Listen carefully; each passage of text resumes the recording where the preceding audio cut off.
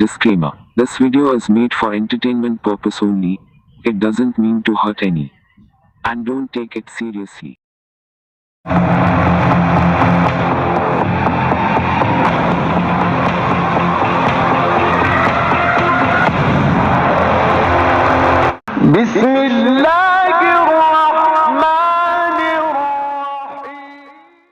السلام علیکم۔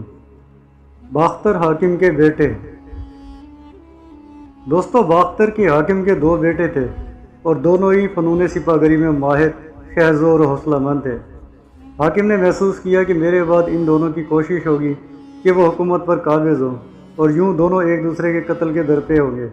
اس نے جب تمام پہلوؤں پر غور کر لیا تو اس نے ارادہ کیا کہ ملک کو دو حصوں میں برابر تقسیم کر کے ان دونوں کو حکومت سونپ دی جائے اور انہیں نصیحت کی جائے کہ یہ آپس میں متحد رہیں اور بوقت ضرورت ایک دوسرے کی مدد کرتے رہیں کہ اس میں ہی دونوں کی بھلائی ہے۔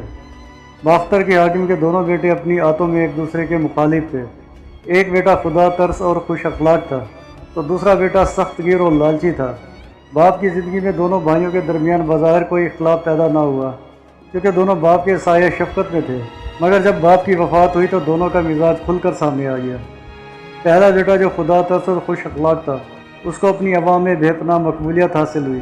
ملک میں باغوں کا جال بچھ گیا اور کھیت غلے کے انبار لگانا شروع ہو گئے۔ عوام اس کی تعریف کرتے نہ تھکتے تھے اور اس کی لمبی عمر کے لیے دعائیں مانگا کرتے تھے۔ دوسرا بیٹا جو کہ لالچی اور سخت طبیعت کا مالک تھا، اسے ہر وقت یہی فکر لاحق رہتی کہ کسی طرح اپنا وہ خزانہ بھر لے۔ اس نے اپنی لالچی طبیعت کی وجہ سے عوام و ناس کا جینا دو بھر کر دیا اور لوگ اپنے گھر اور زمینیں چھوڑ کر دوسرے ممالک میں پناہ لینے لگے۔ جب ہمسایہ ملک کے بادشاہ کو اس ملک کی زبوں حالی کا علم ہوا تو اس نے اس پر چڑھائی کر دی اور اس ملک پر قبضہ کر لیا۔ حضرت شیخ سعدی رحمۃ اللہ علیہ اس حکایت میں باختر حاکم کے دو بیٹوں کا قصہ بیان کر رہے ہیں جو طبیعت میں ایک دوسرے کی ضد تھے۔ حاکم نے مرتے وقت ملک دونوں میں تقسیم کر دیا۔ جو بیٹا نیک فطرت تھا اس کی رعایا اس سے خوش تھی اور جو بیٹا بد خصلت تھا اس کی رعایا اس سے نالاں تھی۔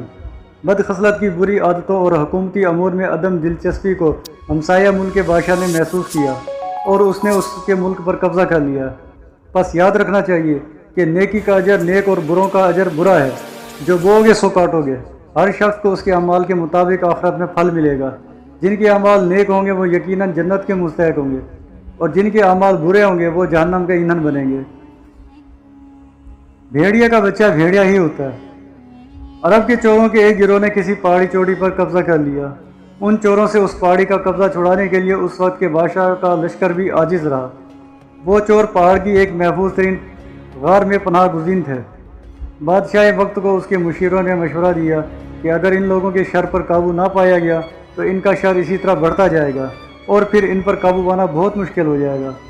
جو درخت ابھی جڑ پکڑ رہا ہے اسے اکھیڑنا زیادہ آسان ہے بنسبت اس کے کہ جو جڑ پکڑ جائے۔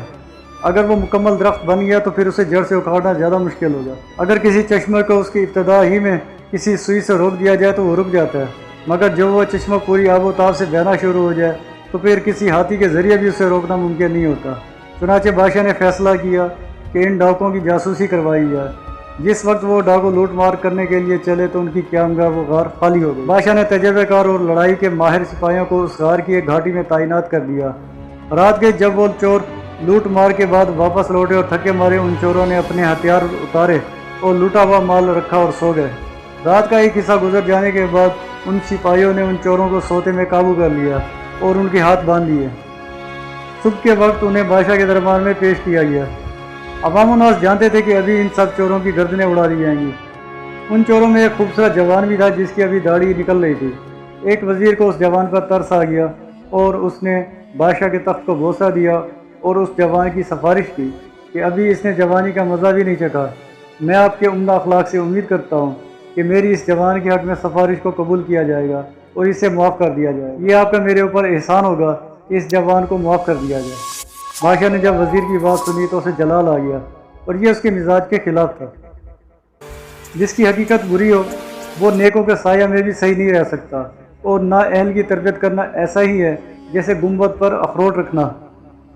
بادشاہ نے کہا ان چوروں کو جڑ سے کاٹ دینا ہی بہتر ہے کیونکہ آگ بجھانے کے بعد ایک چنگاری کو چھوڑ دینا یا سانپ کو مار کر اس کے بچے کی پرورش کرنا عقل مندی کی دلیل نہیں۔ اگر بادل سے آب حیات بھی برسے تب بھی بیت کی شاخ سے پھل حاصل نہیں ہوتا، اور کمینے کے ساتھ وقت ضائع کرنا عقل مندی نہیں، کیونکہ بوریے کے نرکل سے شکر نہیں ملا کرتی۔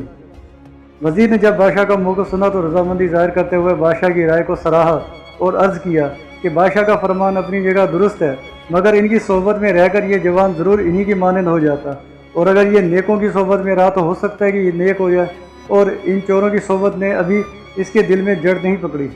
حدیث کے الفاظ بھی ہیں کہ ہر بچہ فطرت اسلام پر پیدا ہوتا ہے، پھر اس کے والدین اسے یہودی، عیسائی یا مجوسی بنا دیتے ہیں۔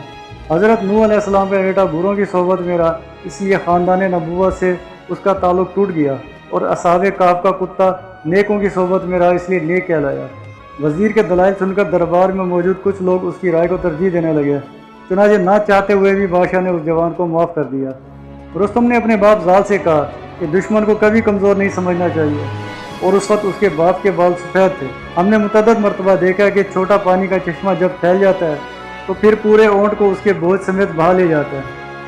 الغرض اس جوان کی تربیت نہایت ناز و نام سے ہوئی، اسے پڑھایا لکھایا گیا اور اس کی تربیت کے لیے ایک استاد مقرر کیا گیا جو اسے آداب اور بادشاہوں کے حضور بیٹھنے کا سلیقہ سکھاتا تھا۔ پھر اس جوان کی تعریف ہر کوئی کرنے لگا۔ ایک وزیر نے بادشاہ کے سامنے اس کی خوبیاں بیان کی کہ اچھے استاد کی تربیت سے وہ جوان نیک ہو گیا ہے اور اس نے اپنی تمام بری عادات ترک کر دی ہیں۔ بھیڑیا کا بچہ بھیڑیا ہی ہوتا ہے، اگرچہ وہ انسانوں کی تربیت میں رہے، اور موقع ملنے پر وہ اپنی پرانی خصلت کی جانب لوٹ جاتا ہے۔ وہ جوان بھی 2 سال کی تربیت اور محنت کے باوجود علاقے کے بدماش نوجوانوں کے ساتھ اٹھنے بیٹھنے لگا، اور اس کی ان کے ساتھ دوستی ہو گئی۔ چنانچہ ایک دن انہوں نے مل کر وزیر اور اس کے 2 بیٹوں کے قتل کا منصوبہ بنایا، اور وزیر اور اس کے بیٹوں کو قتل کرنے کے بعد اس کا مال لے کر بھاگے۔ اس جوان نے اپنے ساتھیوں کی رہنمائی اسی پہاڑی غار کی جانب کی جہاں وہ پناہ گزین تھے اور پکڑے گئے تھے۔